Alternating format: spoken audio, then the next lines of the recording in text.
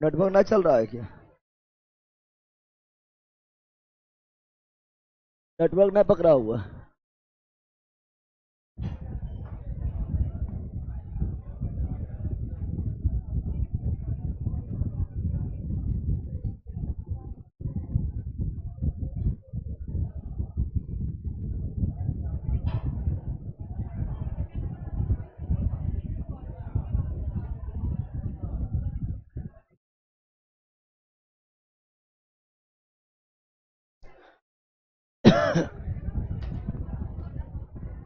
ओ शांत हो जाओ, शांत हो जाओ। आज क्या पढ़ेंगे हम लोग? परिस्थिति है, पर्यावरण है, इन्वायरमेंट, पर्यावरण, और पर्यावरण के बाद फिर आपका है जलमंडल, स्थल मंडल, वायु मंडल ना है, जल मंडल, स्थल मंडल और वायुमंडल, वायु मंडल, तीनों मिलाकर जैव मंडल, जैव मंडल कहलाता है। तीनों मिलाकर जैव मंडल कहलाता है। चलो, good morning, good morning, good morning, good morning, good morning. Sound के बारे में बताओ, क्लास कट जाएगा, टिटिया रहा है। इसको बंद कर दो अभी।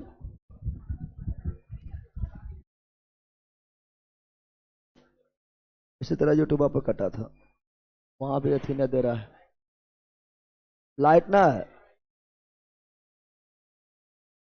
वोल्टेज में कम होगा।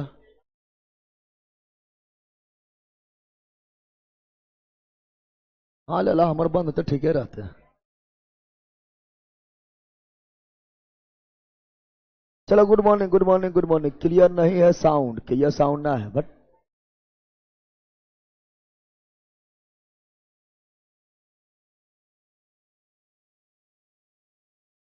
चलो यहाँ ध्यान दो। इन्वायरमेंट, इन्वायरो, फटाफट निकलते हैं, जरा टाइम भी नहीं लगेगा।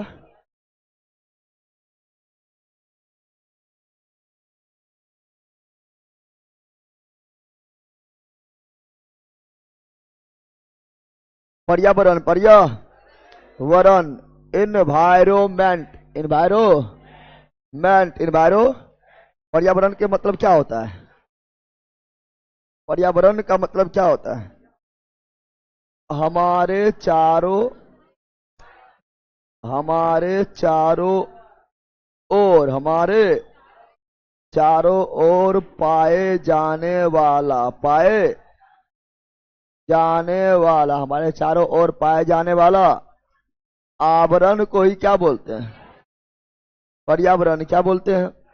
हमारे चारों ओर पाए जाने वाले आवरण को ही क्या बोलते हैं? पर्यावरण, पर्यावरण, environment, environment, environment, environment, enviro. अब क्वेश्चन वगैरह लगाएंगे, उसी से सारा क्लियर होते चल जाएगा। अब यहाँ ध्यान देना ऑनलाइन वालों सबको। बताओ, पर्यावरण का शाब्दिक अर्थ क्या है? पर्यावरण के शाब्दिक अर्थ क्या है? आंतरिक भाग, मूल भाग, बाहरी भाग, चारों ओर का आवरण। तब वस्तु का पर्यावरण, पर्यावरण यानी चारों ओर का आवरण, चारों ओर को आवरण को ही क्या बोलते हैं? पर्यावरण। क्या बोलते हैं? पर्यावरण। क्या बोलते हैं? पर्यावरण। सो नेक्स्ट, पर्यावरण के घटक कितना है? तो हम जानते हैं पर्यावरण का दो घटक, पर्यावरण का दो घटक, या पारिस्थितिकी का, पर्यावरण या पारिस्थितिकी दोनों एक ही हो जाएगा। पर्यावरण का दो घटक, एक क्या होता है? जैविक। क्या होता है? दूसरा होता है अजैविक। क्या होता है? अजैविक। क्या होता है? पर्यावरण का दो घटक, पर्यावरण का दो घटक, जैविक और अजैविक। जैविक मतलब निर्जीव, सॉरी, जैविक मतलब सजीव, जैविक मतलब सभी सजीव कहलाएगा जैविक, और सभी निर्जीव कहलाएगा अजैविक। निर्जीव मतलब अजैविक, निर्जीव मतलब अजैविक। जैसे बोलेगा आप लोगों को, पेड़ पौधा किस में आएगा? जैविक पेड़ पौधा आएगा, जैविक पेड़ पौधा आएगा। जैविक जीव जंतु आएगा, जैविक जीव जंतु आएगा, जैविक अवघटक आएगा। अवघटक समझता है ना, सूक्ष्म जीव। अवघटक आएगा। जैविक अर्थात पेड़ पौधा मतलब उत्पादक, पेड़ पौधा मतलब उत्पादक। क्या? उत्पादक कहलाएगा। जैविक जीव जंतु मतलब उपभोक्ता। क्या? उपभोक्ता कहलाएगा। जैविक समझा बंदर? समझा रे? अजैविक क्या? जैसे मिट्टी क्या है, अजैविक जल क्या है, अजैविक वायु क्या है, अजैविक प्रकाश क्या है, अजैविक प्रकाश क्या है, अजैविक तापमान क्या है, अजैविक आर्द्रता क्या है, अजैविक आर्द्रता क्या है, अजैविक पर्वत पर्वत पहाड़ नदी झरना क्या है, अजैविक। समय आ गया है ना।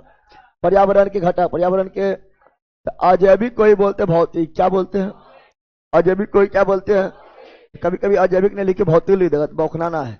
अजैविक मतलब ही क्या होता है? भौतिक। अजैविक मतलब क्या होता है? भौतिक। अजैविक और जैविक दोनों। तो option number C, option number C is right, C is right, C is. और दोनों साथ में मिलता है, दोनों एक दूसरे का पूरक है। क्या है? दोनों एक दूसरे का पूरक है। क्या है? पूरक। और यही दोनों मिलकर पारिस्थितिकी तंत्र, पारिस्थितिकी, पारिस्थितिकी तंत्र का निर्माण करता है। यही दोनों मिलकर पारिस्थितिकी तंत्र, पारिस्थितिकी तंत्र, या इसी को बोलते हैं इकोसिस्टम, इको, या इसी को बोलते हैं पारितंत्र, पारितंत्र का निर्माण करता है। तो option number C, option number C is right, C is right. चलो आगे बढ़ता है। अगला क्वेश्चन ये रहा, जल्दी बोलो। अजैविक पर्यावरण में कौन शामिल नहीं है? यह अजैविक है, यह भी अजैविक है, यह भी अजैविक है, लेकिन जीव जंतु जैविक। क्या है? जैविक जीव जंतु क्या है? जैविक। तो अजैविक में यही शामिल नहीं है। नहीं मर रहा है रे, अरे पहले नहीं बन गया है। चलो नेक्स्ट। जैविक पर्यावरण का निर्माण होता है। जैविक यानी सजीव, यह भी जैविक है, यह भी जैविक है, यह जैविक है। Option number C is right, C is right, C is right. चलो नेक्स्ट, जल्दी बताओ। बोल रहा है क्या? अधोलिखित में कौन भौतिक वातावरण का तत्व नहीं है?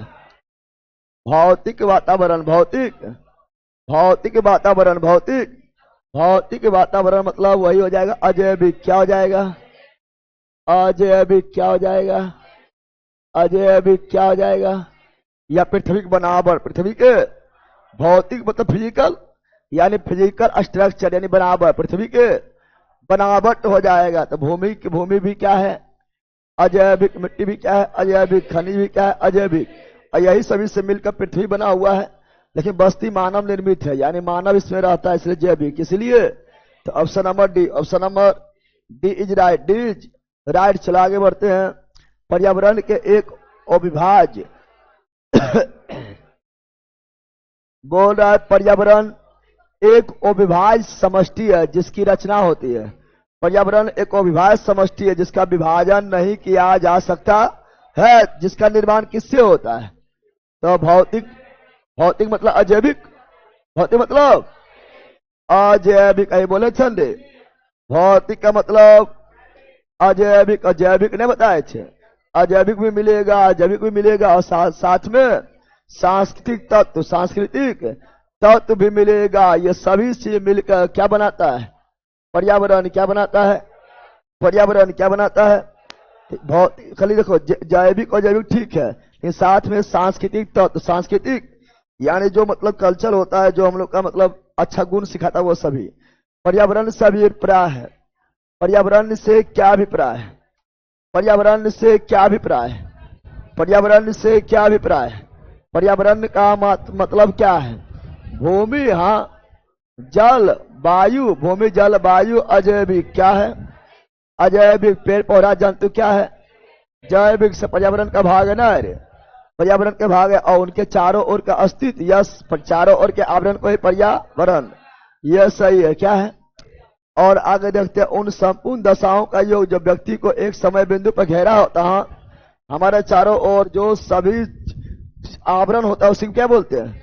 पर्यावरण। जो घेरे होते हैं उसे क्या बोलते हैं? पर्यावरण। तो ये भी सही, ये भी सही है। भौतिक यानी अजैविक, जैविक और सांस्कृतिक, ये बताए थे ना। ये सभी का अंतर क्रियात्मक व्यवस्था जो अंतर संबंधित होता है वो भी पर्यावरण। पर्या यानी ये सभी हो जाएगा। Option number D. Option number D is right. डीज। सर जी पैर ऊपर करिए, गोर लगना है। पहले अच्छा से, पहले सूत के उठ जाओ। अच्छा सूत के ना उठागा बकलोल कहेगा। Option number D. Option number D is right. D's right. चलो आगे बढ़ता है। ये रहा, जल्दी बताओ। बोल रहा है समानता पर्यावरण को निम्न प्रकार से वर्गीकृत किया जा सकता है। निम्नलिखित में से कौन इस वर्गीकरण का भाग नहीं है? भौतिक, जैविक, अजैविक। भौतिक का मतलब अजैविक ये भाग है, हाँ। जैविक भी है और सांस्कृतिक भी, यही बताए थे ये तीनों मिल गया था। परिचालन अभी नहीं पढ़ाए थे, परिचालन बताए थे। जैविक, अजैविक और सांस्कृतिक। जैविक, अजैविक और सांस्कृतिक। जैविक, अजैविक और सांस्कृतिक। परिचालन, पर्यावरण नहीं। चलो नेक्स्ट, जल्दी बताओ। पर्यावरण अपार शक्ति का भंडार है, हाँ। पर्यावरण में अपार शक्ति है, अपार शक्ति है। अपार शक्ति ना है। पर्यावरण में क्या है? अपार शक्ति, अपार शक्ति है। और पर्यावरणीय शक्तियां एवं प्रक्रियाओं के फलस्वरूप पर्यावरणीय तत्वों का निर्माण होता है। यस, पर्यावरण शक्ति और प्रक्रिया के फलस्वरूप, पर्यावरण शक्ति और प्रक्रिया के फलस्वरूप, पर्यावरण शक्ति में मौसम, जलवायु, भूकंप जो होता है, ज्वालामुखी फटता है, सब पर्यावरण का उदाहरण है। पर्यावरण शक्ति एवं प्रतिक्रियाओं के फलस्वरूप पर्यावरण तत्व का निर्माण होता है। यस, यह भी सही है, यह भी सही है। यानी option number A. Option number A is right. Is right. चलो नेक्स्ट, जल्दी बताओ। मानव गतिविधियों से परिवर्तित पर्यावरण कहलाता है। मानव गतिविधि यानी मानव जो है कुछ काम कर रहा है, मानव की गतिविधि कारण पर्यावरण के रूप बदल गया है। मानव जो जैसे प्रदूषण फैलाता है उससे भी पर्यावरण के क्या होता है? पर्यावरण परिवर्तित हो जाता है। तो मानव के उटपुटांग काम से, मानव की गतिविधि से, तो जैसे वट वृक्ष जला दिया था, उटपुटांग काम नहीं किया था। मानव के गतिविधि से पर्यावरण में जो परिवर्तन होता है उसे क्या बोलते हैं? उसे बोलते हैं एंथ्रोपोजेनिक। एंथ्रोपोजेनिक पर्यावरण यानी मानव द्वारा परिवर्तित किया गया पर्यावरण। एंथ्रोपोजेनिक। एंथ्रो याद कर लो, मानव द्वारा है ना। मानव के गतिविधियों द्वारा, मानव के गतिविधियों द्वारा पर्यावरण में होने वाला परिवर्तन को क्या कहते हैं? Anthropogenic. Anthropogenic. Anthropogenic. Anthropogenic. Anthropo. विश्व पर्यावरण दिवस क्या मनाते हैं? विश्व पर्यावरण दिवस मनाते हैं 5 जून। कब मनाते हैं? विश्व पर्यावरण दिवस कब मनाते हैं? 5 जून। कब मनाते हैं? और विज्ञान दिवस कब मनाते हैं? विज्ञान दिवस कब मनाते हैं? पर्यावरण दिवस 5 जून। विज्ञान दिवस 28 फरवरी। 28 फरवरी। तो option number C. Option number. और पहली बार पर्यावरण दिवस लो आ गया है। प्रथम विश्व पर्यावरण दिवस कब मनाते हैं? 1973। पहली बार पर्यावरण दिवस 1973 में मनाया गया। अगर 73 ना रहेगा तब 74 में जाना है। 73 मारना, 73 ना रहेगा तब 74 में जाना है ना। पहली बार 1973। Option number B. Option number. तो विश्व पर्यावरण दिवस पहली बार कब मनाया गया? 1973। 5 जून 1973। 5 जून 1973। आगे नेक्स्ट। ये तो आपको पढ़ाते रहते हैं, जल्दी बोलो। निम्नलिखित में कौन से रिपोर्ट सतत विकास? निम्नलिखित में कौन सा रिपोर्ट सतत विकास, सस्टेनेबल डेवलपमेंट, सस्टेनेबल डेवलपमेंट को इस रूप में परिभाषित करती है? विकास जो वर्तमान पीढ़ी के जरूरत को पूरा करे, वर्तमान पीढ़ी के जरूरत को पूरा करे बिना आगामी पीढ़ी के उनकी अपनी जरूरत को पूर्ति करने के क्षमताओं में समझौता किए, ऐसा विकास को हम बोलते हैं। ये परिभाषा दिया गया था ब्रुटलैंड रिपोर्ट में। ब्रुटलैंड, अच्छा, ब्रुटलैंड रिपोर्ट कब प्रकाशित हुआ था? 1987। सुनो यहां पर, सस्टेनेबल डेवलपमेंट है ना, यानी सतत विकास। सतत विकास, सतत विकास बोले, या इसी को बोले धारणीय विकास। क्या बोले? सतत धारणीय विकास, सतत धारणीय विकास। तो वैसा विकास, वैसा विकास, वैसा विकास जिसे वर्तमान की आवश्यकता के पूर्ति के साथ साथ, यानी हम लोग का अभी वर्तमान में आवश्यकता बहुत चीज है, और हम जानते हैं कि संसाधन लिमिट में, संसाधन, अरे पृथ्वी पर संसाधन लिमिटेड है। पृथ्वी पर संसाधन क्या है? लिमिट में। क्या है? लेकिन हम लोग का वर्तमान में बहुत सारा आवश्यकता है ना, है तो वर्तमान, लेकिन हम लोग का आवश्यकता है, लेकिन क्या हम लोग हमेशा पृथ्वी पर रहेंगे? क्या हम ही लोग हमेशा रहेंगे? नहीं, अगला पीढ़ी भी आएगा, हम लोग चला जाएंगे, नहीं चल जाएंगे। तो ऐसा ना है कि सब अभी खत्म कर दे, जितना संसाधन है सब अभी खत्म कर दो, अगला पीढ़ी जो आएगा वो थाली बजाएगा, ठीक है ना, कुछ मिलवे नहीं करे, समझ गए? तो बोला वैसा विकास, वैसा विकास जो वर्तमान के पीढ़ी की आवश्यकता के पूर्ति के साथ साथ, वैसा विकास जो वर्तमान के पीढ़ी के आवश्यकता के साथ साथ, क्या ना, वैसा विकास जो वर्तमान के पीढ़ी के आवश्यकता के पूर्ति के साथ साथ भविष्य में आने वाले पीढ़ी को भी ध्यान में रखा जाता है, वैसा विकास के बोलते सतत विकास या धारणीय विकास या सस्टेनेबल डेवलपमेंट। सस्टेनेबल डेवलपमेंट ये कब परिभाषा कब दिया गया? ब्रुटलैंड रिपोर्ट 1987। ब्रुटलैंड रिपोर्ट 1987। ये ब्रुटलैंड रिपोर्ट काफी इंपोर्टेंट है, ध्यान। और इसी में दिया गया था, ध्यान, आवर कॉमन फ्यूचर।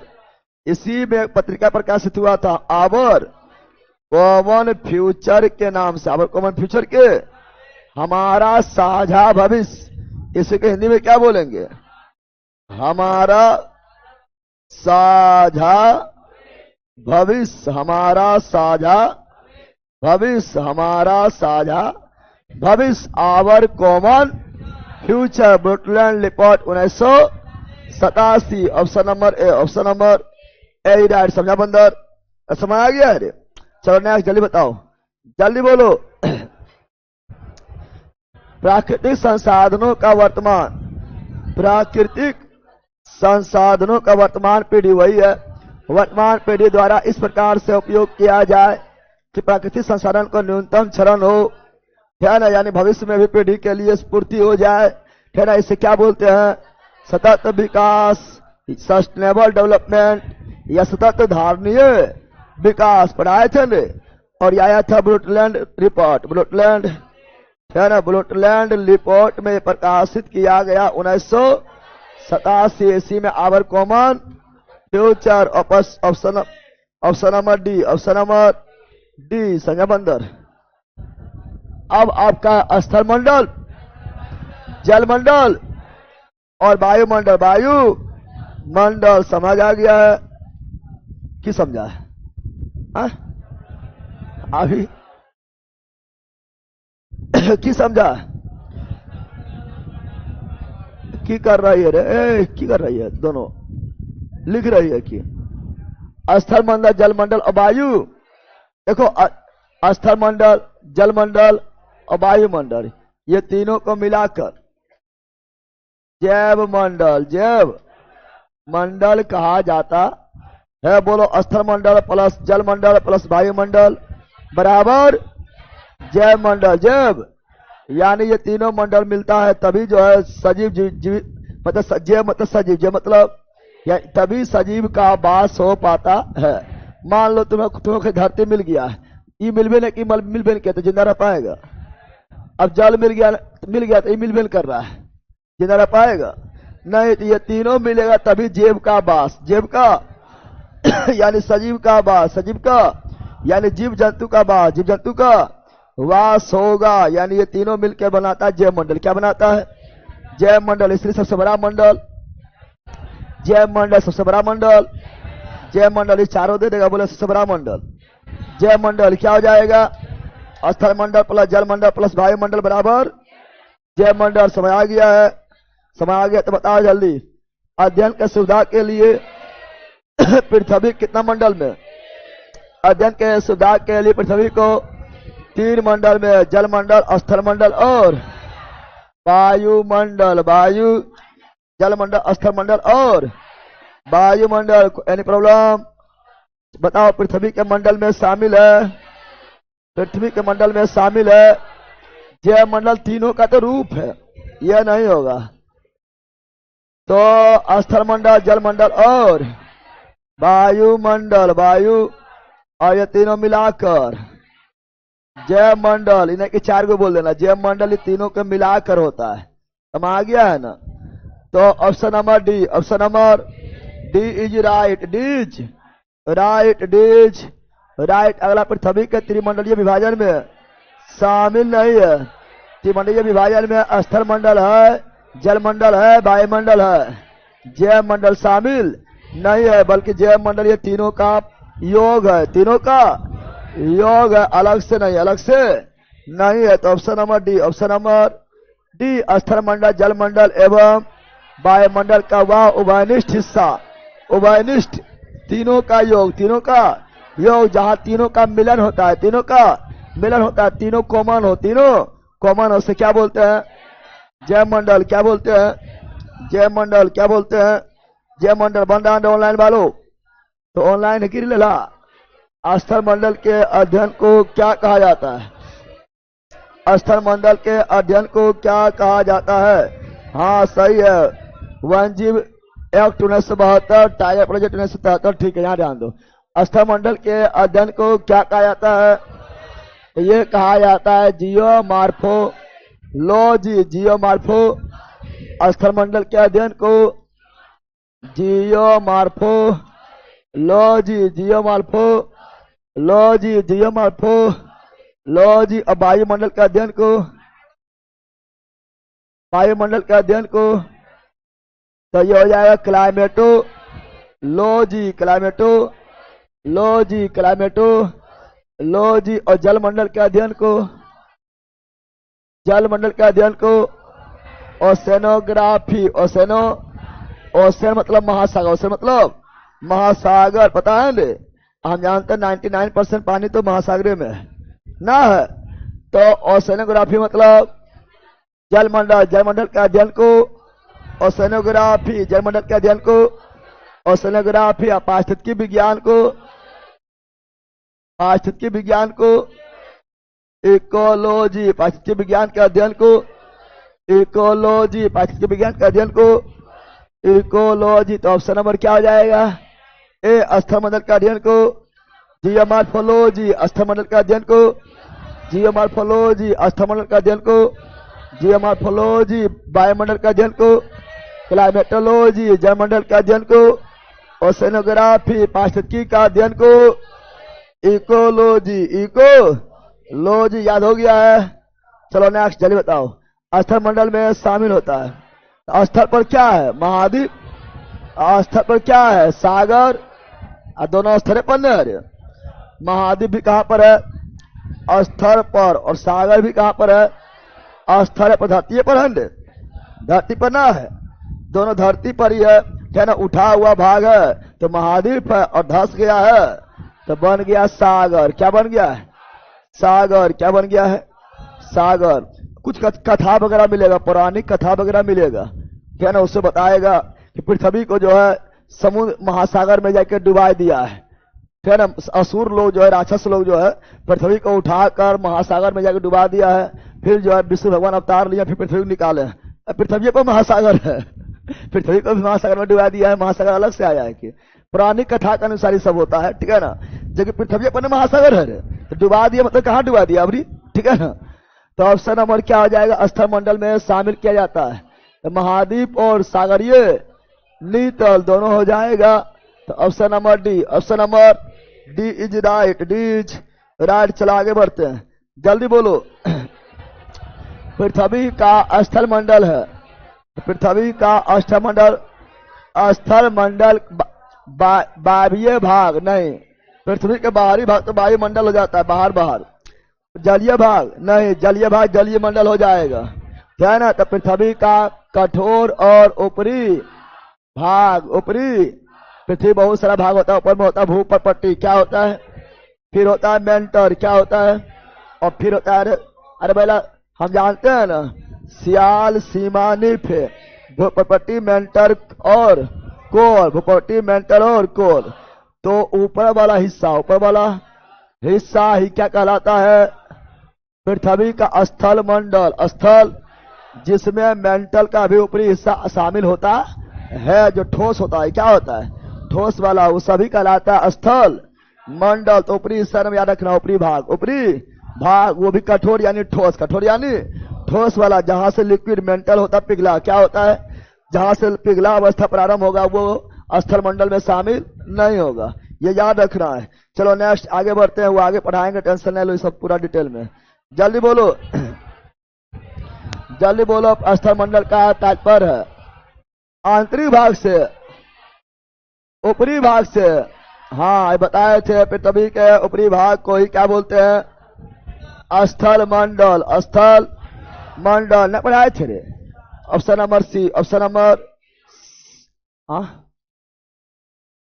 अब खरी बाय भूपटपट्टी मतलब कौन चीज, पक्कल ले ले, जानवर पक्का ले ले, सब भूपटपट्टी हो गया, भूपटपट्टी क्या हो गया, भूपरपट्टी। इसमें कौन सी बाह हो, भूपटपट्टी दो भाग में बांट देता है, बाह और या आंतरिक, खाली बाहर ला बोलेंगे। बल्कि क्या बता दिए, जब मेंटर के भी ऊपरी भाग शामिल है, जो ठोस भाग है वो शामिल है, पहले खाली बाह भूपटपट्टी बोलेंगे, अंदर भूपटपट्टी ना होगा, डायरेक्ट ऊपरी भाग अभी नहीं पढ़ाए थे। तो option number C, option number ऊपरी भाग मानना बैला, ऊपरी भाग में भूपटपट्टी पूरा शामिल है, मेंटर का भी कुछ हिस्सा शामिल हो जाता है, ये ठोस है, क्या है, क्योंकि वहां कठोर लिखा था, क्या लिखल था, ना लिखल था रे बैला। तो option number C, option number C is right, C is right. चलो आगे, स्थल मंडल से तात्पर्य है, स्थल मंडल से क्या तात्पर्य है, केवल ऊपरी भूभाग, ऊपरी भूपटल तथा निचली भूपटल, ऊपरी भूपटल, निचली भूपटल तथा मेंटल का ठोस ऊपरी भाग। हाँ है रे बैला, ऊपरी भूपटल मतलब ऊपरी भूपट्टी, निचली भूपटल मतलब निचली भूपटपट्टी, और मेंटल का कौन भाग, ठोस भाग। शुरू से ही बोल रहे हैं, नहीं बोल रहे हैं, यह सभी को बोलते हैं स्थल मंडल, क्या बोलते हैं, स्थल मंडल, स्थल। Option number C, option number, अब स्थल मंडल समझ गया है, इसलिए क्वेश्चन से लगाना जरूरी होता है, नहीं तो छोटा छोटा क्वेश्चन, हल्का क्वेश्चन गलत हो जाता है, और फिर बोलेगा इतना हल्का क्वेश्चन गलत हो गया है, ठीक है ना। क्वेश्चन हल्का भारी कुछ होना होता, पढ़ ले तो हल्का है, न पढ़ ले तो भारी है, समझा बंद।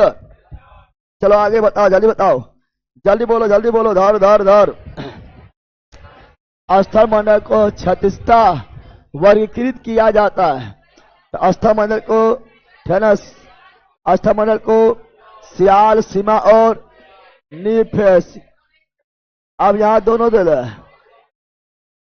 क्रस्ट मेंटर और कोल, है ना, और सियाल सीमा नीफ। अब बताओ क्या मारेंगे, या विभिन्नता विवर्तनीय प्लेटों में, बताओ क्या मारेंगे। तो हम जानते हैं स्थल मंडल क्षतिस्था, क्या, मान लो यहां पृथ्वी को काट कर निकाले, काट को निकाल दिए, काट के निकाल दिए, क्षतिस्था मतलब इस तरह, अरे ऐसे नहीं, ये हुआ ऊर्ध्वाधर, क्या हुआ, ऊर्ध्वाधर, क्या हुआ, ऊर्ध्वाधर नहीं बल्कि क्षतिस्था, क्या, क्षतिस्था विभाजित किया जाता है, क्षतिस्था मतलब ये हो गया है, फिर ये हो गया है, और ऊपर वाला को बोले थे भूपटपट्टी, क्या बोले थे, भूपटपट्टी, क्या बोले थे भू परपट्टी, भू, बीच वाला को मेंटल, बीच वाला को मेंटल, और नीचे वाला को कोर, क्या बोले थे, कोर, क्या बोले थे, कोर बोले थे, कोर कहा गया था। और पहले इसी यही मैंने क्या है, तो सियाल सीमा निफे भी होता है, ये तत्व के प्रधानता कारण, सियाल सीमा निफे भी होता है, लेकिन ये तत्व के प्रधानता, तत्व के प्रधानता के कारण होता है, लेकिन मुख्य रूप से ऑप्शन होगा बी, क्या होगा, बी, क्या होगा,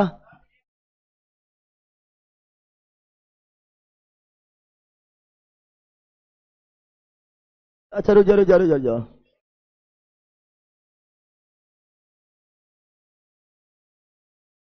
इसमें जो है, अच्छा सॉरी, स्थल मंडल जो है वो बाहरी भाग है क्या है? अभी तो हम पढ़ाए थे स्थल मंडल क्या है, बाहरी भाग क्या है। अगर हम ये लेंगे तो क्रस्ट, क्रस्ट बाहरी भाग, क्रस्ट क्या आ जाएगा, लेकिन मेंटर और कोर अंदर चल जाएगा। सियाल लेंगे तो बाहरी भाग, सियाल लेंगे तो, और सीमा और नीफे अंदर चल जाएगा, अंदर चल। तो स्थल मंडल से छाट भी सकता है, यानी ये भी नहीं होगा, क्योंकि स्थल मंडल का मतलब है पृथ्वी का बाहरी भाग, पृथ्वी का, जबकि ये कहा जा रहा है अंदर, ये भी कहा जा रहा है अंदर। तो ए नंबर इच्छा हो गया। पृथ्वी विभिन्न विवर्तनीय प्लेट, विभिन्न विवर्तनीय प्लेट, प्लेट मतलब समझा है कि मेंटल है द्रव, मेंटल क्या है, द्रव यानी लिक्विड, द्रव यानी लिक्विड, द्रव यानी, अरे मेंटल द्रव ना है, मेंटल है लिक्विड, क्या है लिक्विड, क्या है। और उसी पर प्लेट क्या होता है, तैरता है, उसी पर प्लेट क्या होता है, प्लेट जो है तैर रहा है, प्लेट तैर रहा है, तो वही ठोस भाग है। तो बाहरी ठोस भाग को ही क्या बोलता है, स्थल मंडल क्या बोलते हैं। तो ऑप्शन नंबर ए ही मारना, ए ए ए क्या हो जाएगा, A is right, A is right. चला आगे बढ़ता है, बताओ। वह प्रक्रिया जो पृथ्वी के ऊपरी सतह के भागों को खिसकाती है, उभारती है, ऊपर के प्लेट को खिसकाती है या उभारती है, जैसे मान लो ज्वालामुखी विस्फोट हुआ तो पर्वत बन जाएगा, उभारती है या निर्मित करती है, उसे कहते हैं पटल विरूपण। पटल, पटल विरूपण यानी ऊपर वाला पटल जो है, यानी भूपटल में विरूपण, यानी रूप में परिवर्तन। अरे विरूपण मतलब क्या होता है, विरूपण का मतलब होता है रूप में परिवर्तन, रूप में परिवर्तन। तो वह प्रक्रिया जो पृथ्वी का ऊपरी सतह, ऊपरी सतह मतलब स्थल मंडल, स्थल मंडल को खिसकाती है, यानी प्लेट को खिसकेगा, है ना, या उभारती है, या मतलब पर्वत वगैरह बन गया, उभर गया है ना, या निर्मित करता है, यानी उसका रूप में परिवर्तन हो रहा है, उसी बोलेंगे विरूपण। क्या बोलेंगे, पटल विरूपण, पटल विरूपण। Option number A, option number. स्थल मंडल पृथ्वी के कुल क्षेत्रफल का मात्र 29%, 29, और पूरा जल मंडल 71, 71 पता है ना। तो स्थल मंडल पृथ्वी पर अगर देखेंगे तो हम जानते हैं स्थल मंडल, स्थल यानी भूमि का भाग, भूमि का भाग मात्र 29%, और जल का भाग, जल का, जल मंडल, जल का भाग 71%, 71 पता है ना। तो ऑप्शन नंबर हो गया बी, क्या हो गया है, B is right, B's right. आगे बढ़े, बोलो यार, चलो आगे नेक्स्ट, जल्दी बताओ। पर ये तो ऐसे ही मार देगा, ये मार देगा ऐसे ही। स्वेस ने पृथ्वी के आंतरिक भाग को 3 भागों में बांटा है, स्वेस ने पृथ्वी के आंतरिक भागों को 3 भागों में बांटा है, सियाल, सीमा और नीफे, सियाल, सीमा, नीफे। तो ऑप्शन नंबर कौन शामिल नहीं है, option number D, option number, यानी सब स्ट्रेटम, सब स्ट्रेटम शामिल। अभी जस्ट हम पढ़ाए थे, बताए थे आप लोगों को कि सबसे ऊपरी हिस्सा को क्या बोलते हैं, सियाल, क्या बोलते हैं, सियाल, क्या बोलते हैं। उसके बाद बीच में कौन है, सीमा, और सबसे आंतरिक को नीफ है, सबसे आंतरिक को नीफ है, सबसे आंतरिक भाग को नीफ है, पढ़ाए थे। सियाल को ही बोलते हैं क्या, क्रस्ट, क्या बोलते हैं, क्रस्ट, या बोलते हैं भूपर पटी, भूपर, सब नाम याद रखना। सियाल को ही क्या बोलते हैं, क्रस्ट या भूपर पटी। सीमा है मेंटल, सीमा है मेंटल, सीमा है मेंटल। निफे है कोर, निफे को ही बोलते हैं कोर, या इसी बोलते हैं करोड़, क्या बोलते हैं, निफे को ही बोलते हैं कोर, क्या बोलते हैं, या इसी बोलते हैं करोड़, क्या बोलते हैं, करोड़। अक्रस्ट अंतर है ना, बोलना के कोर नीचे अक्रस्ट ऊपर, समा गया है ना। अब तो यही हो गया, हम जानते हैं है ना, ये भूपटल की ऊंचाई जो होता है, इसका ऊंचाई, इसका भूपटल का ऊंचाई जो होता है, ये कितना होता है पता है, लगभग इसका ऊंचाई है 34 किलोमीटर, 34। और इसका ऊंचाई, ऊंचाई नहीं गहराई, 2900 किलोमीटर पढ़ेले हैं रे बैला, 2900 किलोमीटर। और बाकी वो जो बच गया इधर चल जाएगा। यानी ये वाला जो है कुल्ले कितना है, कुल्ले आपका है 6400। कितना है? पृथ्वी के त्रिज्या कितना है? 6400 किलोमीटर बताए रे। पृथ्वी का त्रिज्या 6400 किलोमीटर, लगभग 3000 ऊपर मान लो। अरे 2900 34 साढ़े 2900, लगभग 3000 ऊपर, 3000 ऊपर मान लो, ऊपर मान लो। तभी कितना बच जाएगा ये? तब भी बन जाएगा 3400, लगभग 50 ने बच जाएगा। अरे साढ़े 2900 ऊपर हो गया है ना, लगभग 3600, 50 किलोमीटर गहरा बच जाएगा। नीफे क्या बच जाएगा? नीफे न बचे। अरे अच्छा, ये जो लाइन अलग करता है, जो लाइन जो है सियाल को सीमा से अलग करता है, भूपटटी को मेंटल से अलग करता है, और जो रेखा मेंटल कोर से यानी सीमा को नीफे से अलग करता है, उसे क्या कहा जाता है? क्वेश्चन पूछता है। तो याद रखना, आप लोग को बताए थे कि ये दोनों रेखा, ये दोनों रेखा जिसको याद नहीं रहेगा वो क्या है? अरे वो क्या है? पढ़ाए थे, बताओ किसे किसके याद ना है? ये दोनों रेखा बताओ किसे किसके याद नहीं है? जिसको ये दोनों रेखा याद नहीं रहेगा वो क्या है? सबको याद है रे। मोह से क्या हुआ? मोह क्या हुआ? अगा से क्या हुआ? गुटेनबर्ग क्या हुआ? गुटेनबर्ग क्या हुआ? अब बताओ दोनों रेखा का नाम किसको याद नहीं है? कौन कौन है जिसको ये दोनों रेखा का नाम याद नहीं है? जो याद नहीं है जिसको वो हाथ खड़ा करो। ऑनलाइन वाला तुम लोग भी हाथ खड़ा करो जिसको याद नहीं है, ठीक है ना? याद रखना वो क्या हो जाएगा, ठीक है ना? समझ गया है? याद रहेगा ना जिंदगी भर? ना याद रहेगा। और जिस दिन याद ना रहेगा बोले याद ना है, वो दिन समझ आना, ठीक है ना? समझ गया है? चलो यहाँ जाने जाने बोलेगा सियाल और सीमा को अलग करता है। मोह सियाल और सीमा को अलग करता है। मोह यानी भूपटटी और मेंटल अलग करता है। मोह भूपटटी और मेंटल अलग करता है। मोह समझा है? सीमा निफिक अलग करता है। गुटेनबर्ग सीमा निफिक अलग करता है। गुटेनबर्ग यानी मेंटल और कोर को, गुटेनबर्ग मेंटल कोर को गुटेनबर्ग अलग करता है। समझा बंदर? याद हो गया ऑनलाइन वालों? हाँ ऑनलाइन में बोल रहा सब याद है सर, एकदम याद होगा। एकदम याद हो ना होगा तो गलती। चलो याद ध्यान दो।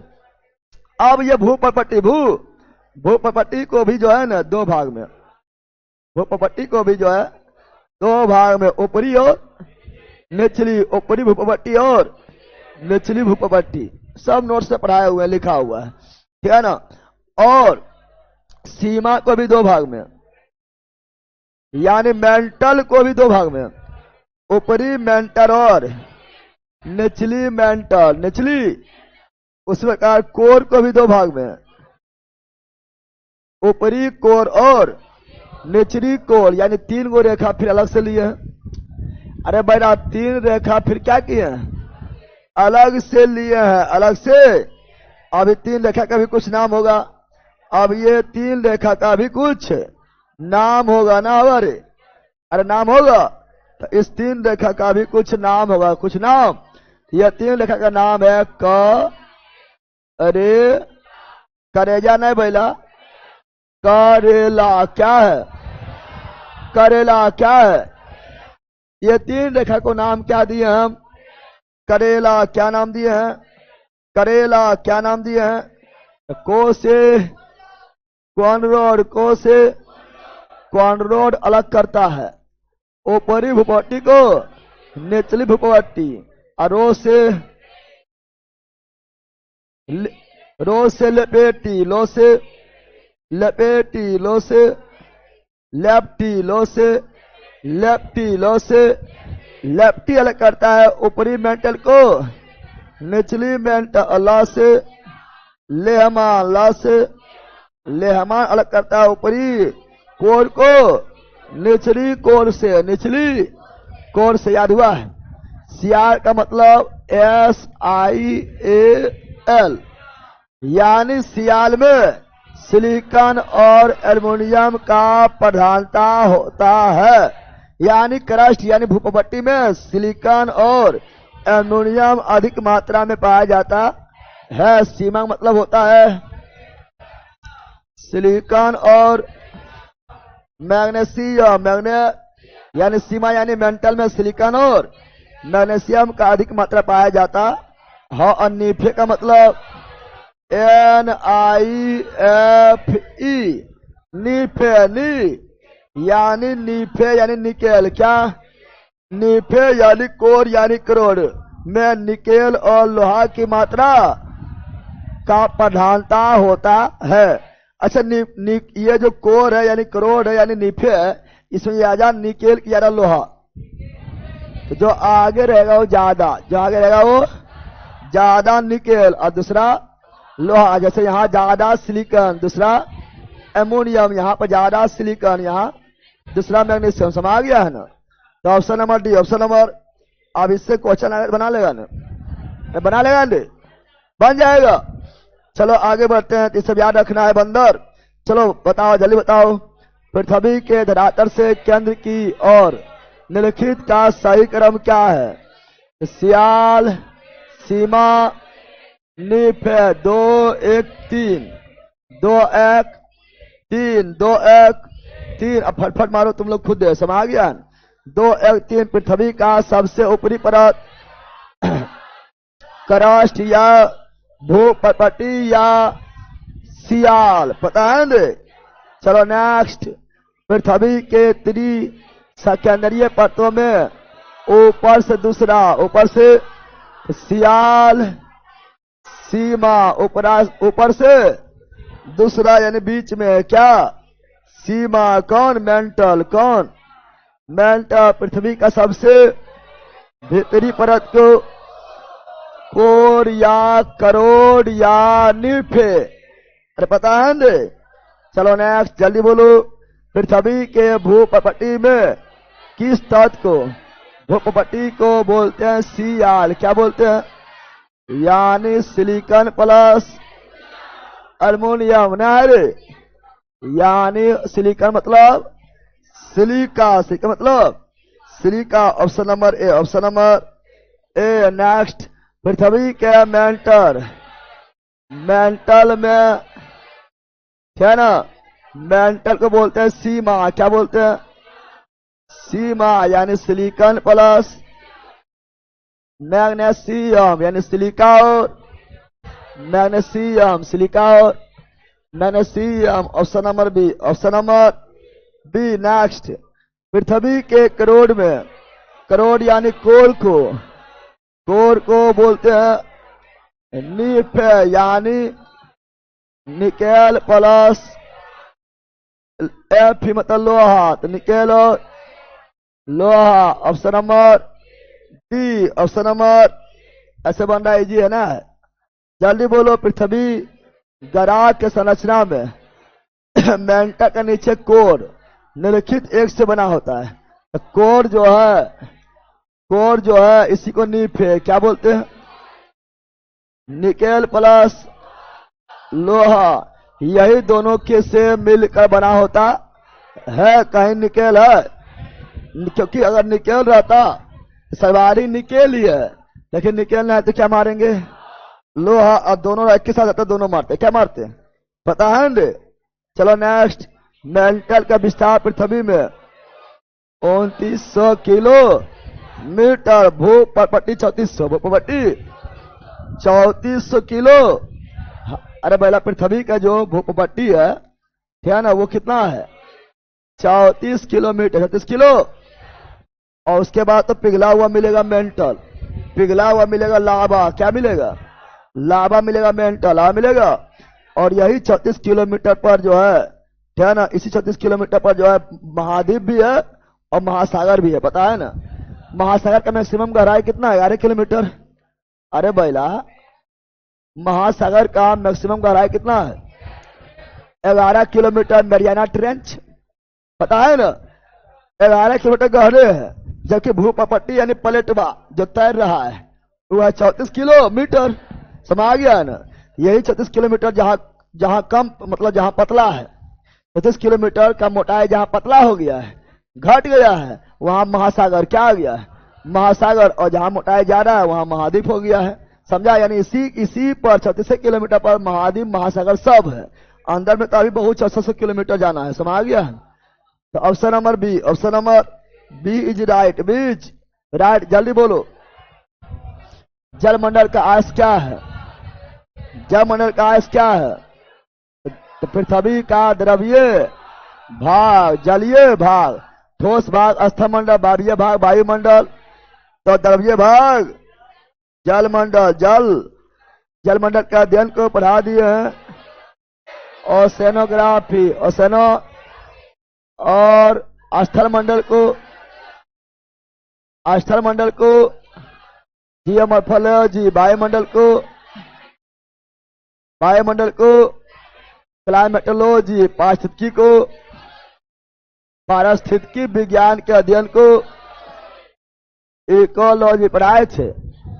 याद हो गया सब कुछ रे? तो option number B, option number B is right. Next जल्दी, जलमंडल पृथ्वी के कुल क्षेत्रफल का कितना प्रतिशत भाग घेरता है? जलमंडल पृथ्वी का 70 और स्थल मंडल 29।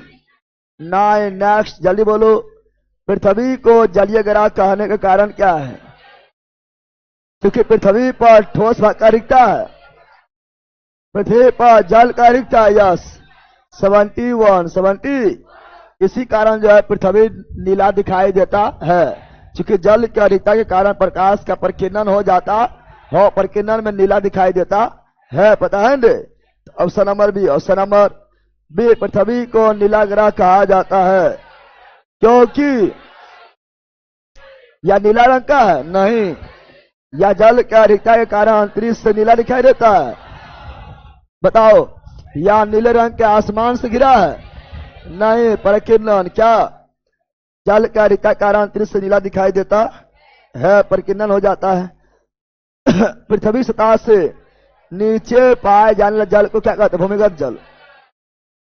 पृथ्वी सतह के नीचे, पृथ्वी सतह के नीचे जिसको हम लोग जो है बोरिंग करके या कुआं के द्वारा निकालते हैं, उसे भूमिगत जल, भूमिगत जल नहीं बोलते हैं रे, भूमि के अंदर वाला जल। पृथ्वी सतह से ऊपर वायुमंडल के निचली परत में जल जिस रूप में पाया जाता है, सतह से ऊपर वायुमंडल में जिस रूप में पाया जाता है उसे बोलते जलवाष्प। क्या बोलते हैं? यानी बादल के रूप में ना होता है, जलवाष्प के रूप में। नीचे नहीं बोला, नीचे भूमिगत जल। पृथ्वी से ऊपर वायुमंडल में बोल रहा है, वायुमंडल की निचली परत यानी क्षोभ मंडल का बात कर रहा है, तो उसे बादल या क्या बोलेंगे? जलवाष्प। क्या बोलेंगे? जलवाष्प। समझा है? यूं कितना लोग मान लेगा भूमिगत जल? बकलोल का एक आप क्वेश्चन पढ़ लेना है अच्छा से, है ना? जल्दी बोलो, जल्दी बोलो। पृथ्वी पर पाए जाने वाले जल के कुल आयतन का लगभग कितना भाग समुद्र में पाया जाता है? पृथ्वी पर मान लो 100% जल है। पृथ्वी पर जितना जल है उसे बोल दिया 100%। क्या बोल दिया? अब तूने बोला ऐसा 71% में है। अरे भैया पूरा पृथ्वी को स्थल मंडल जल मंडल शामिल किए तब 100% बोले हैं, लेकिन कोई भी अपने आप में 100% होता, पता है ना? किसी पर्सनल का बात करेंगे तो अपने आप में 100% होता। तो पृथ्वी का स्थल मंडल गोली मारो, पृथ्वी पर जितना भी जल है सबको बोल दिया 100%। क्या बोल दिया? 100%। 100 उसमें से समुद्र में कितना है?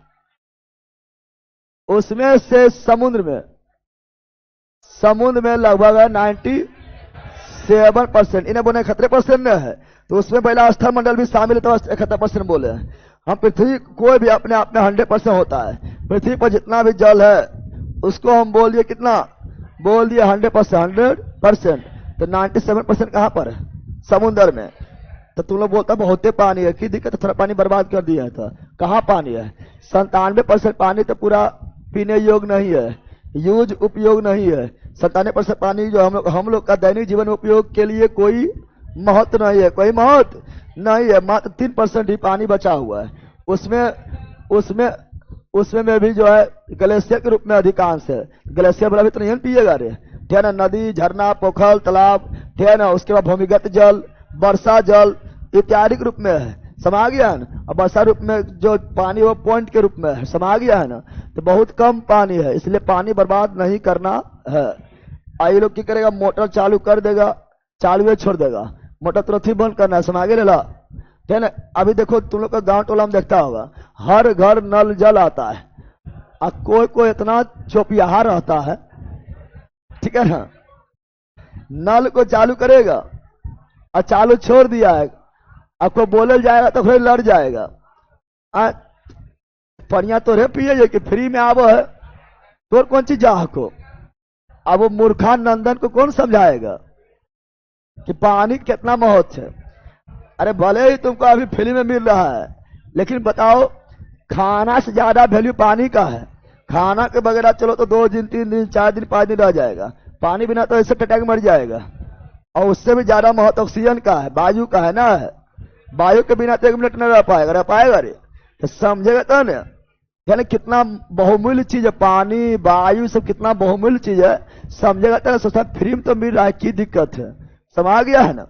तो option number C, option number C's right, C's right. चलो आगे बढ़े, अगला ये है, जल्दी बताओ, जल्दी बोलो। स्वच्छ जल का सबसे बड़ा प्रत्यक्ष स्रोत क्या है? सुनो यहां, प्रत्यक्ष स्रोत, पहले यहां समझने बैला क्वेश्चन में प्रत्यक्ष और अप्रत्यक्ष में अंतर हो जाता है। खाली वर्षा यहां पर आंसर देख के मार देगा, फिर फंस जाएगा। प्रत्यक्ष स्रोत मतलब जो हमें डायरेक्ट मिल जाए, हमें ताम झाम नहीं करना पड़े, हमारा पास खुद चल के आए, जो डायरेक्ट मिल जाए उसे प्रत्यक्ष क्या बोलते हैं? प्रत्यक्ष क्या बोलते हैं? तो बोल रहा स्वच्छ जल का सबसे बड़ा प्रत्यक्ष स्रोत क्या है? समुद्र जल भी क्या है ना, प्रत्यक्ष है, क्योंकि ये डायरेक्ट मिल जाता है, ऊपर में ही रहता है। नदी भी जल भी प्रत्यक्ष है, क्योंकि ये धरती के ऊपर ही है, तो डायरेक्ट मिल जाता है, ताम झाम नहीं करना पड़ता है।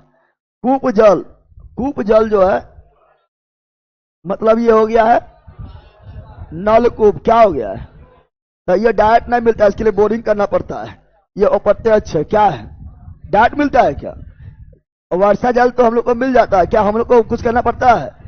तो ये तीनों प्रत्यक्ष है, क्या है? और उसमें भी सबसे बड़ा कौन है? वर्षा जल। क्या है? स्वच्छ। समुद्र जल तो पहले स्वच्छ हवे नहीं करता है, ठीक है ना, तो वर्षा जल। हम जानते हैं वर्षा जल का सबसे शुद्धतम रूप कौन है? वर्षा। जल का सबसे शुद्धतम रूप वर्षा का जल, वर्षा का जल होता है। लेकिन जब पृथ्वी के वायुमंडल में प्रवेश करता है तो वायुमंडल क्या है? प्रदूषित है। अरे वायुमंडल क्या है? प्रदूषित है। और वायुमंडल में आया तो जल भी प्रदूषित हो जाता है। जल भी क्या होता है? जब तक वायुमंडल में नहीं आया तो तब तक सबसे शुद्ध रूप कौन है? वर्षा जल।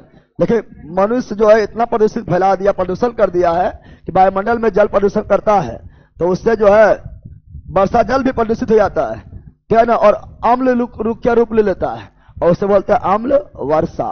तो अब शुद्ध रहा, इसलिए बोलता है कि पहला बारिश में नहीं नहाना चाहिए। नहीं तो पहला बारिश में जो है तुम सोचेगा जाए नहाएंगे, और सोचेगा जो मतलब जो है नोचनी खुजली है ठीक हो जाएगा, आर हो जाएगा, ठीक है ना, क्योंकि वायुमंडल पूरा प्रदूषित है। पानी अपने साथ जो है वही प्रदूषित को ले चलाएगा, अम्ल वर्षा होता है और दिक्कत हो जाएगा। समझ आ गया है ना?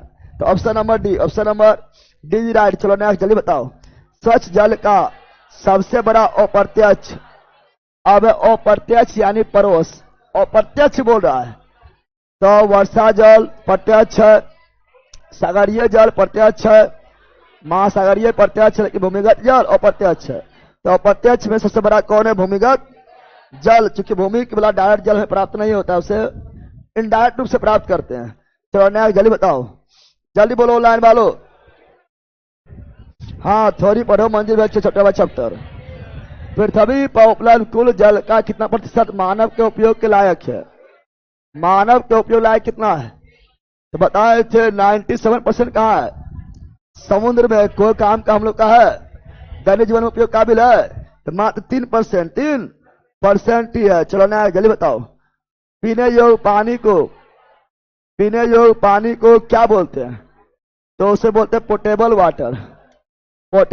पोर्टेबल नहीं, पोर्टेबल, टेबल तो पीने योग्य पानी को पोर्टेबल वाटर जलमंडल, वायुमंडल एवं स्थल मंडल के बीच जल के चक्रीय, जल का चक्रीय को क्या बोलते हैं? कार्बन चक्र, वायु चक्र, जल का चक्र को जल चक्र। हम जानते हैं कि जब वाष्पोत्सर्जन होता है तो जल जो है भाप के रूप में ऊपर चढ़ जाता है, बन जाता है बादल, क्या बन जाता है?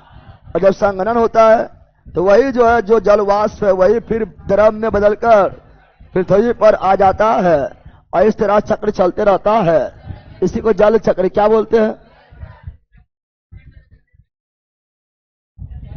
जल चक्र क्या बोलते हैं? जल चक्र। जल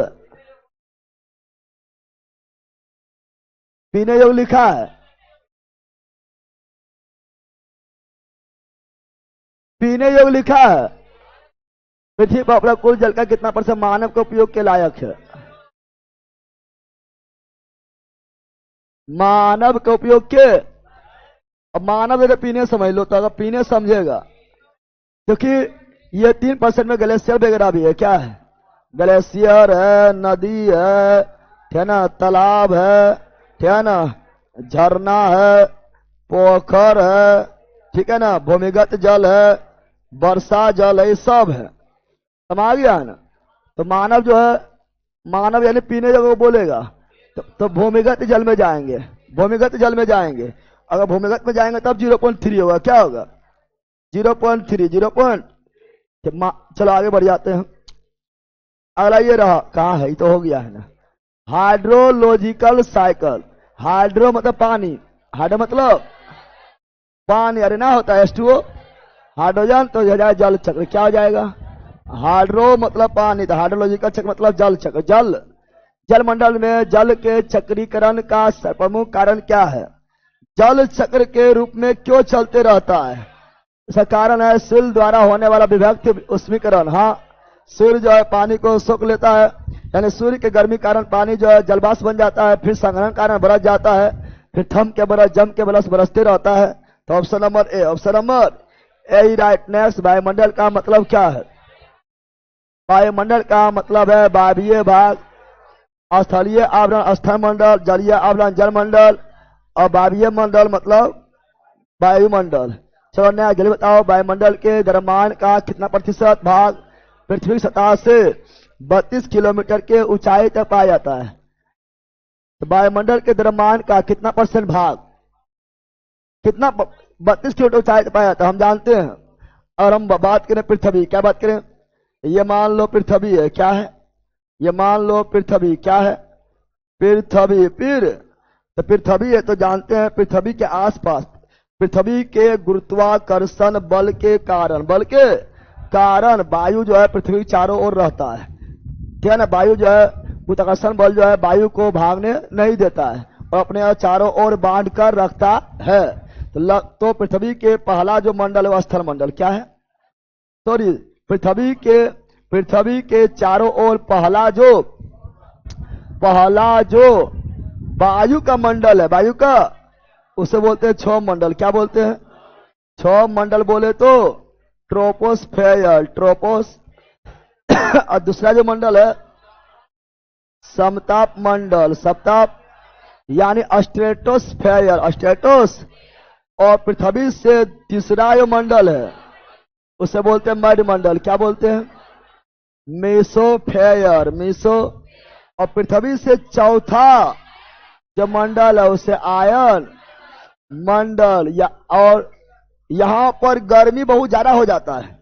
आयन मंडल में गर्मी बहुत ज्यादा बढ़ जाता है, ऊंचाई के साथ गर्मी बहुत ज्यादा बढ़ जाता है, उष्मा बहुत ज्यादा बढ़ जाता है, इसीलिए सब इसी को बोलते हैं थर्मोस मंडल, थर्मो है ना, थर्मोस्फेयर, थर्मोस्फेयर, थर्मोस्फेयर, थर्मोस्फेयर या आयनोस्फेयर, आयनोस। और सबसे बाद वाला मंडल, सबसे बाहर वाला मंडल वायुमंडल, एक्सोफेयर, एक्सोस। और तुम्ही लोग बताओ पृथ्वी से वायु दूर रहेगा कि नजदीक रहेगा? आप नजदीक नहीं रहेगा रे, क्योंकि पृथ्वी का पास गुरुत्वाकर्षण बल है। गुरुत्वाकर्षण बल खींचने का काम करता है। इसीलिए पृथ्वी से लगभग 32 किलोमीटर के आसपास लगभग 99% वायु मिलेगा। क्या मिलेगा? 99% वायु मिलेगा। और सवारी वायु कौन मंडल में मिलेगा? 6 मंडल। कौन मंडल? हम लोग। कौन मंडल? 6 मंडल। पृथ्वी के सबसे निकट मंडल 6 मंडल। पृथ्वी से सटा हुआ मंडल 6 मंडल। हम लोग। कौन मंडल? 6 मंडल। बारिश होता है 6 मंडल। वर्षा होता है 6 मंडल। मौसम बदलता है 6 मंडल। ऋतु परिवर्तन 6 मंडल। बादल गरजता है 6 मंडल। बिजली कड़कता है 6 मंडल। बिजली कड़कता है 6 मंडल। मेघ बनता है 6 मंडल। बादल बनता है 6 मंडल। ठीक है ना? और बोलेगा जेट स्ट्रीम। जेट पता है ना? जेट स्ट्रीम मतलब पश्चिमी विक्षोभ जो भूमध्य सागर से उत्पन्न होता है और भारत की ओर बहती है और ठंडा में बारिश करती है, जिसे रबी फसल के लिए टोनी क्या बोलते हैं? Jet stream. जेट स्ट्रीम यानी पश्चिमी विक्षोभ। पश्चिमी विक्षोभ 6 मंडल के ऊपरी भाग। 6 मंडल के ऊपरी भाग यानी सारा मौसम परिवर्तन कहाँ होता है? 6 मंडल। इसे 6 मंडल को बोलते हैं संवहन मंडल। संवहन सारा मौसम परिवर्तन होता है 6 मंडल में, इसलिए 6 मंडल को बोलते हैं संवहन मंडल। अभी सुन लो, क्वेश्चन आएगा तो दंदन फिर उड़ेंगे। समाज ऐसे सुन लो। संवहन मंडल, संवहन। और 6 मंडल जो है, ठीक है ना? 6 मंडल का हम जानते हैं ऊंचाई, ठीक है ना? विषुवत रेखा। विषुवत रेखा पर 18 किलोमीटर होता है। 6 मंडल का ऊंचाई विषुवत रेखा पर 18 किलोमीटर होता है और 6 मंडल का ऊंचाई ध्रुव पर कम होता है और ध्रुव पर मात्र 8 किलोमीटर 8 किलोमीटर होता है। इस प्रकार कुल औसत ऊंचाई, औसत 6 मंडल का औसत ऊंचाई मात्र 13 किलोमीटर 13 किलोमीटर होता है। ठीक है ना? और 6 मंडल में जो है ऊंचाई के साथ साथ यानी जैसे जैसे ऊपर जाएंगे वैसे वैसे तापमान घटता है। इसीलिए हिमालय पर चढ़ते हैं या पर्वत पर चढ़ते हैं तो जो है तापमान घटते जाता है और फिर बर्फ जम जाता है, चूंकि माइनस में चला जाता है। यानी 6 मंडल में ऊपर जाने पर तापमान घटती है। तापमान लगातार घटती है। 165 मीटर ऊपर जाएंगे तो लगभग 1 डिग्री सेल्सियस 1 डिग्री सेल्सियस तापमान नीचे घट जाता है। समताप मंडल, समताप मंडल में ऊंचाई पर जाने के बाद तापमान बढ़ता है। समताप मंडल में तापमान बढ़ता है। समताप मंडल में तापमान 6 मंडल में तापमान घटता है। समताप मंडल में तापमान बढ़ता है। मंडल में तापमान घटता है। आयन मंडल में तापमान बहुत ज्यादा बढ़ जाता है। इतना ज्यादा बढ़ जाता है आयन मंडल में तापमान इतना ज्यादा बढ़ जाता है कि गैस भी आयनीकृत हो जाता है। गैस भी आयनीकृत हो जाता है। इसीलिए इसे आयन मंडल कहा जाता है। समझ आ गया? इसीलिए आयन मंडल को तापमान मंडल, तापमान यानी थर्मोस्फेयर, थर्मोस्फेयर भी कहा जाता है। सतह मंडल में मौसमी घटनाएं नहीं घटता है। क्या सतह मंडल में वर्षा होगा? क्या सतह मंडल में आंधी आएगा? सतह मंडल में तूफान आएगा? सतह मंडल में बिजली गरजेगा? सतह मंडल में जो है क्या बादल फटेगा? नहीं। सतह मंडल में कोई मौसमी घटनाएं नहीं होती है। मौसमी घटनाएं सब कहाँ होती है? 6 मंडल। कहाँ होती है? 6 मंडल। सतह मंडल में कोई मौसमी घटनाएं नहीं होती, इसलिए वायुयान कहाँ उड़ता है? सतह मंडल। मान लो बिजली गरज रहा है, ठीक है ना? वर्षा हो रहा, आंधी आ गया, तूफान आ गया, बताओ वायुयान उड़ रहा है तो उसको दिक्कत होगा? नहीं, चूंकि वायुयान कहाँ उड़ता है? समताप मंडल में। रॉकेट कहाँ उड़ता है? समताप मंडल में, है ना? बोलेगा आपको जेट कहाँ उड़ता है? समताप मंडल में, ठीक है ना? स्ट्रीम नहीं बोल रहे हैं। समझ आ गया? अब मध्य मंडल। मध्य समताप मंडल में पाया था ओजोन परत। क्या पाया जाता है? ओजोन परत। ओजोन और समताप मंडल का मैक्सिमम ऊंचाई 50 कितना किलोमीटर? 50 kilometre 50 kilometre 50 kilo. समताप मंडल कितना ऊंचाई पे पाया जाता है? 50 किलोमीटर 50 किलोमीटर 50 किलोमीटर। और समताप मंडल में पाया जाता है ओजोन परत। ओजोन परत और पराबैंगनी किरण से रक्षा। ओजोन परत, पराबैंगनी किरण से रक्षा। ओजोन परत, ओजोन परत। ओजोन परत के जो है ये 12 से 35 12 से ओजोन परत का सांद्र, ओजोन परत का सांद्र समताप मंडल, समताप मंडल में 12 से 35 किलोमीटर पर सर्वाधिक पाया जाता है। पता है ना? और समताप मंडल, समताप मंडल को में ओजोन का फार्मूला होता है O3। क्या होता है? यानी दिन में O2 प्लस O में टूट जाएगा, रात में फिर जुड़ कर O3 बना लेगा। यानी यहाँ केमिकल रिएक्शन होता है, इसलिए समताप मंडल को ही बोलते हैं रसायन मंडल। रसायन मंडल, रसायन। 6 मंडल को बोलते हैं सरमहर मंडल, सप्ताह मंडल को बोलते हैं। रसायन मंडल, रसायन मंडल, अमर मंडल, मर मंडल में तापमान बहुत ज्यादा कम हो जाता है। मर मंडल में तापमान बहुत ज्यादा कम हो जाता है। और उल्कापिंड का घटना, उल्कापिंड का घटना कहाँ घटता है? मर मंडल, मर मंडल, उल्कापिंड का घटना कहाँ घटता है? मर मंडल में, मर मंडल में टूटता हुआ तारा, मर मंडल, मर मंडल। आयन मंडल में गैस बहुत ज्यादा गर्मी, बहुत ज्यादा उष्मा हो जाने के कारण यहाँ पर गैस भी आयन के रूप में बन जाता है, इसीलिए इसे आयन मंडल कहा जाता है। ठीक है ना। और आयन मंडल से ही जो है जितना भी कम्युनिकेशन यानी संचार चलता है, चाहे मोबाइल चल रहा हो, रेडियो चल रहा हो, टीवी चल रहा हो, ये सभी कंट्रोल कहाँ से होता है? आयन मंडल, आयन मंडल मोबाइल चलता है, आयन मंडल रेडियो चल रहा है, आयन मंडल टीवी चल रहा है, आयन मंडल नेट चल रहा है, आयन मंडल इंटरनेट चल रहा है। आयन मंडल नहीं होता तो इस सबका कल्पना नहीं किया जा सकता था। समझा बंदर? तो आयन मंडल में गर्मी बहुत ज्यादा होने के कारण इसे क्या बोलते हैं? थर्मोमंडल, थर्मोस्फेयर तापमंडल, ताप। और अंतरिक्ष कहाँ होगा? वायुमंडल, सबसे बाहरी मंडल को वायुमंडल। क्वेश्चन में चले आओ, पहला क्वेश्चन में चलियो। हाँ, तो ऑप्शन नंबर इसका हो गया डी। क्या हो गया है? डीज राइट। जल्दी बोलो। पृथ्वी वायुमंडल का पृथ्वी संबंध जुड़े रहने का प्रधान कारण क्या है? वायुमंडल पृथ्वी से जुड़ा हुआ क्यों है? तो गुरुत्वाकर्षण बताए थे ना। या तो वायु भाग जाएगा, 9 2 11 हो जाएगा। वायुमंडल के अध्ययन को क्या कहते हैं?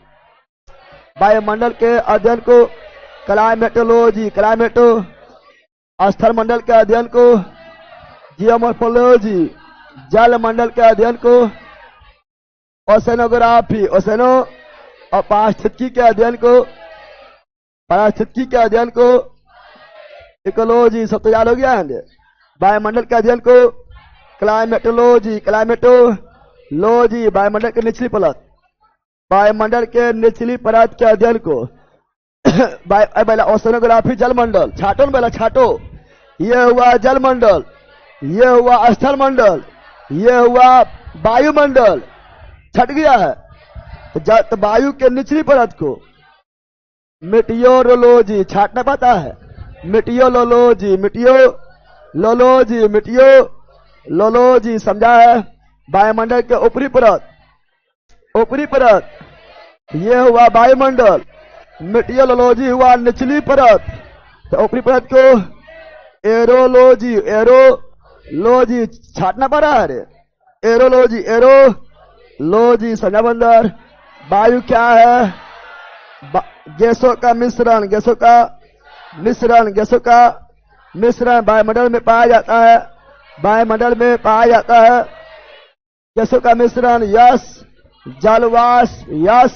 धूल, कार्बन, नमक, परागकण, यस। सभी धूल वगैरह सभी। Option number D right. पृथ्वी के चारों ओर गैस के समूह को वायुमंडल। हवा में किस गैस के मात्रा सबसे अधिक होता है? नाइट्रोजन। क्या होता है? नाइट्रोजन 78%, ऑक्सीजन लगभग 21, और दोनों मिला के 99 खाली है, दोनों हो गया है। Argon 0.93%, CO2 0.03%, neon 0.02%, helium 0.005%, hydrogen 0.00005%। समा गया ना। तो नाइट्रोजन 78%, 8 और नाइट्रोजन ऑक्सीजन मिलाकर 99%। पता है ना वायुमंडल में कौन सा गैस नहीं पाया जाता है? रेडोन सबसे भारी गैस है, यानी वो भूप्रपट्टी में, यानी वो पृथ्वी के अंदर चला जाता है, भूप्रपट्टी में चला जाता है। और हाइड्रोजन भी लगभग नहीं के बराबर। अरे इतना तो बहुत कम न है। लगभग नहीं के बराबर पाया जाता है। चूंकि हाइड्रोजन भी हल्का होने के कारण, सुनो यहां पर, हाइड्रोजन हल्का होने के कारण ऊपर, कहां भाग गया है? ऊपर। और रेडोन भारी होने के कारण भाग गया नीचे। दोनों गायब। तो option number D, option number D. अभी कौन सी करेगा वीडियो बात तुम? वातावरण में सर्वाधिक प्रतिशत, सेकंड बैच वन होगा। अभी कौन सी करेगा? वातावरण में सर्वाधिक प्रतिशत, वातावरण में सर्वाधिक प्रतिशत, सर्वाधिक नाइट्रोजन, क्या? शुष्क हवा में नाइट्रोजन की मात्रा होती है 70। शुष्क हवा में ऑक्सीजन की मात्रा होता है 21। वायुमंडल के संघटक गैसों दो सर्वाधिक, नाइट्रोजन ऑक्सीजन दो सर्वाधिक, नाइट्रोजन ऑक्सीजन। वायुमंडल के दो संघटक गैस नाइट्रोजन ऑक्सीजन दोनों मिलकर 99 बन रहा है। निम्नलिखित आदर्श गैस में कौन सी वायु में नहीं पाया जाता है? रेडोन। आदर्श गैस यानी अक्रिय गैस, निष्क्रिय गैस, उत्कृष्ट गैस, नोबल गैस, अर्थात helium, neon, argon, krypton, xenon, radon. कौन नहीं पाया जाता है? रेडोन। वायुमंडल के घनत्व ऊंचाई के साथ घटता है। चूंकि पृथ्वी के जितना नजदीक रहेगा वायुमंडल, वायु उतना ज्यादा पाया जाता है, और ऊंचाई में जाने पर वायु का मात्रा घटता है, घनत्व भी घटता है। क्या होता है? घटता जाता है। पृथ्वी के ऊपरी मौजूद वायुमंडल परत 5-6 मंडल, सप्ताप मंडल, मणिमंडल, आयनमंडल, वायुमंडल। 6 मंडल, सप्ताप मंडल, मणिमंडल, आयनमंडल, वायुमंडल। 5 कितना? 5। जल्दी बताओ। सही उत्तर चुनिए। वायुमंडल के परत को क्रमता दर्शाते हैं। तो पहला क्या होगा? 6 मंडल। क्या होगा? पहले 6 मंडल, पहले 6 मंडल, पहले 6 मंडल, पहले 6 मंडल, पहले 6 मंडल। Option number B. Option number 6 में मौसम परिवर्तन होता, इसलिए परिवर्तन, इसलिए या वायुमंडल, संवहन मंडल, वायुमंडल को 6 मंडल, सप्ताह मंडल आदि परतों में विभाजित करने का मुख्य कारण क्या? तापमान नहीं बताए थे। ऊंचाई से तापमान 6 मंडल में घटता है, समताप में बढ़ता है, मध्य में घटता है, आयन में बढ़ता है। न पढ़ाए थे रे। तापमान क्या था? तापमान नेक्स्ट। किस मंडल को संवहन मंडल? 6 मंडल, 6 मंडल को संवहन मंडल परिवर्तन मंडल। 6 मंडल की ऊंचाई औसत 13 किलोमीटर, औसत 13 किलो, 13 नहीं है तो 14, 13 नहीं है तो उसी के आसपास मारेंगे 14। क्या मारेंगे? 6 मंडल के धरातल से न्यूनतम ऊंचाई, तो न्यूनतम ऊंचाई ध्रुव पर, न्यूनतम ऊंचाई ध्रुव पर कितना? 8 किलोमीटर। अधिकतम पूछता तो विषुवत रेखा पर जाते हैं 18 किलोमीटर। ना तो न्यूनतम ना तो अधिकतम, तो 13। कितना? 13 पता है? चलो नेक्स्ट जल्दी बताओ। 6 मंडल के धरातल से अधिकतम विषुवत रेखा पर 18, न्यूनतम ध्रुव पर 8, ना तो न्यूनतम ना तो अधिकतम, तो लगभग 13। 6 मंडल की ऊंचाई के साथ तापमान में ह्रास के दर, 6 मंडल में जैसे जैसे ऊपर जाते हैं तापमान घटता है। 165 मीटर की ऊंचाई पर 1 डिग्री सेल्सियस तापमान घट जाता है। 165 लगभग 168 बन रहा है। मजा आ रहा है। 6 मंडल सप्ताह मंडल के बीच स्थित संक्रमण क्षेत्र को, तो 6 मंडल और समताप मंडल, 6 मंडल और समताप मंडल जहां संक्रमण होता है उस, तो क्षोभ मंडल खत्म हो रहा है तो क्षोभ सीमा, समताप मंडल खत्म होगा तो समताप सीमा, मर मंडल खत्म होगा तो मर सीमा, तो क्षोभ मंडल और समताप मंडल के बीच स्थित संक्रमण क्षेत्र को क्षोभ सीमा, समताप मंडल और मर मंडल के बीच संक्रमण क्षेत्र को समताप सीमा, मध्य और आयन के बीच के मध्य सीमा। समझ गया है ना? तो option number A, option number A right. Next, पृथ्वी के वायुमंडल का सर्वाधिक घनत्व किस परत में होता है? तो सबसे नीचे परत में जितना नीचे उतना घनत्व, और ऊंचाई बढ़ने पर घनत्व घटता है। अब 32 किलोमीटर की ऊंचाई पर 99% वायु पाया जाता है। न पढ़ाए थे रे? जल्दी। विविध जलवायु एवं मौसम दशाओं को बदलने वाला, तो मौसम बदल रहा है, मौसम के तरह बदल तो नहीं जाओगी, बदल जाएगा, चूंकि 6 मंडल में रहती है। 6 मंडल में न रहती है, 6 मंडल में रहती है ना। हाँ, तो option number A, option number ए, मेघ गर्जन 6 मंडल, 6 मंडल। वायुमंडल के बाद 6 बादल का बनना, बिजली कड़कना, तूफान आना, 6 मंडल, 6 मंडल वायुमंडल का निचला स्तर, 6 मंडल वायुमंडल का निचला स्तर, जिसका ऊंचाई ध्रुव पर कितना 8 किलोमीटर, 8 किलोमीटर। 6 मंडल की ऊंचाई भूमध्य विषुवरेखा 18 किलोमीटर, 18 किलोमीटर। 6 मंडल में तापमान ऊंचाई के साथ घटता है, 6 मंडल में घटता है, समताप में बढ़ता है, मरमंडल में घटता है, आयन में बढ़ता है। क्लियर?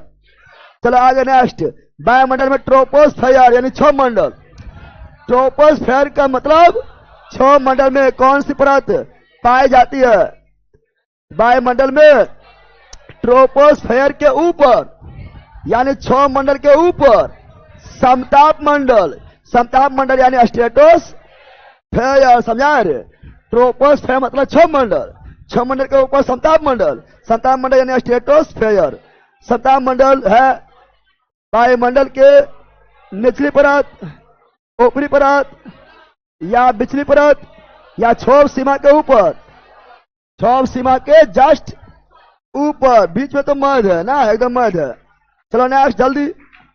हवाई जहाज समताप मंडल, समताप मंडल, समताप मंडल को जेट विमान के उड़ाने के लिए आदर्श बनाया जाता है। क्यों?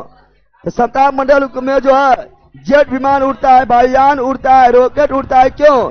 क्योंकि समताप मंडल में किसी प्रकार का मौसमी घटनाएं नहीं घटती है, नहीं घटती, मौसमी घटनाएं नहीं घटती है। तो option number D, option number D is right, D is right. जल्दी खींचो।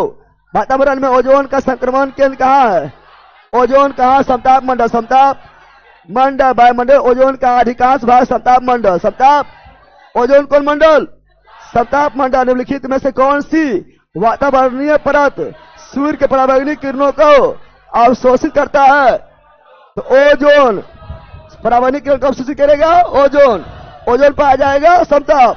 लेकिन यहां मारेंगे ओजोन मंडल, ओजोन मंडल पराबैंगनी किरण को अवशोषित करने वाला ओजोन परत समताप मंडल, समताप मंडल।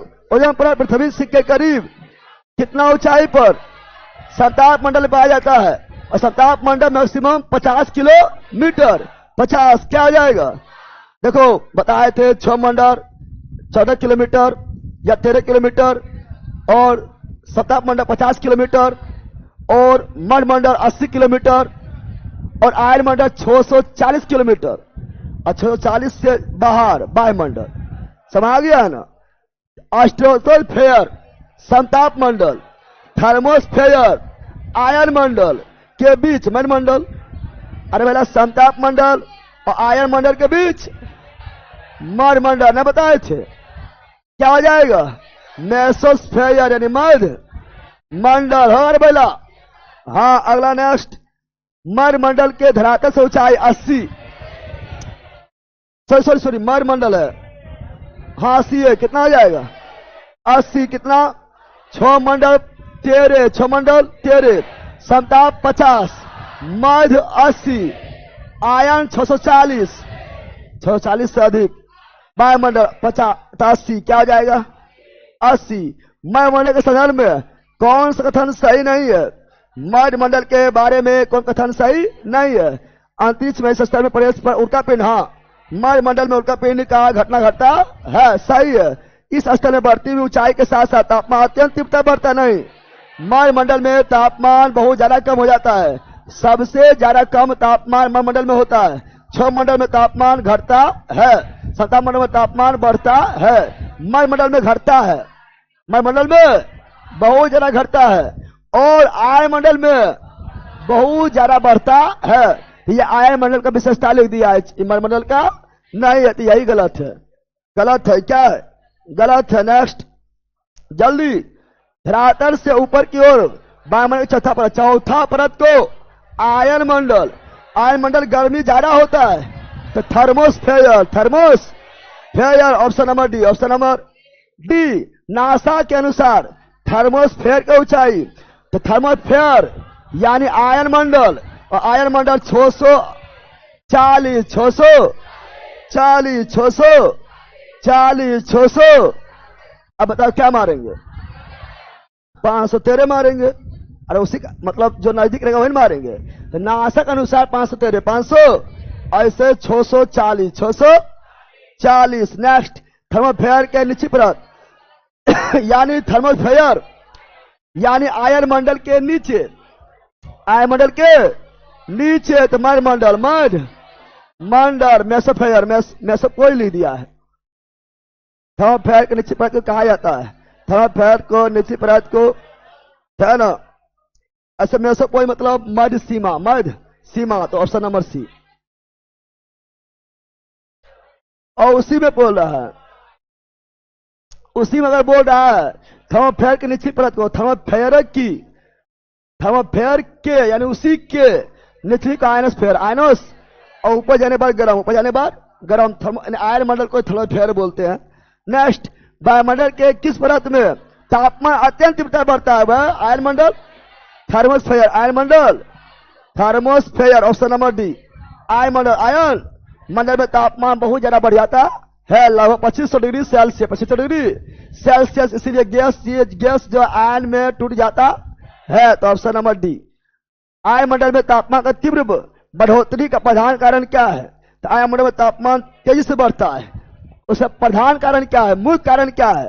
तो यहाँ इस परत में उपस्थित गैसीय अणु जो सूर्य से आने वाला एक्स किरण, विकिरण और यूवी विकिरण को अवशोषित कर लेता है, यही कारण है। एक्स को अवशोषित करता है और यूवी को भी अवशोषित कर लेता है, अल्ट्रा वायलेट यानी पराबैंगनी किरण को भी अवशोषित कर लेता है, इसलिए तापमान बहुत ज्यादा बढ़ जाता है। तो option number A, option number ए हो जाएगा। नेक्स्ट, जल्दी। आयन मंडल में उपस्थित गैसीय अणु पृथ्वी के धरातल से प्रसारित रेडियो तरंग को प्राप्त करती है, हाँ प्राप्त करती है, फिर उन्हें वापस धरती पर परावर्तित करती है, जिससे संभव होता तार संचार। तार के माध्यम से नहीं, बेताल क्या होगा? बिना तार बोला, बिना, अरे मोबाइल से बात करते हैं ना, तार होता है क्या? बिना तार ला तो हो जाएगा इलेक्ट्रॉनिक से माध्यम से भी, लेकिन बेताल मतलब भूत ना समझना, बिना तार वाला कम्युनिकेशन कौन करता है?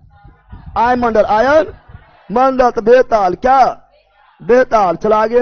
वायुमंडल का वह परत जो रेडियो तरंग को प्रवृत्ति करता है, ion, radio, TV, television, mobile, सब आयन, इंटरनेट, सब आयन। समझ आ गया है ना? रेडियो के दीर्घ तरंग को आयन मंडल के किस परत प्रवर्तित करता है? अब यहाँ क्वेश्चन पूछ देगा, फंस जाएगा लोग। तो आयन मंडल के डी परत, डी रेडियो दो से, देखो डी से दीर्घ, डी से और डी से डी परत, डी से, तो रेडियो के दीर्घ तरंग को आयन मंडल के कौन परत? आयन मंडल के बहुत सारा परत है, A B C D E F G H I J K L, Z तक परत है, जेड तक परत है, उसमें कौन परत दीर्घ रेडियो तरंग को प्रवर्तित करता है? डी परत, डी परत। लघु को वाई, लघु को वाई, दीर्घ को डी, लघु को वाई, दीर्घ को डी, लघु को वाई, दीर्घ को डी, लघु को वाई। याद रहेगा, क्योंकि इससे क्वेश्चन पूछेगा फंस जाएगा तुम लोग, ठीक है ना? अपने फंसेगा रे। रेडियो के लघु तरंग वाई लघु, वाई दीर्घ, डी दीर्घ।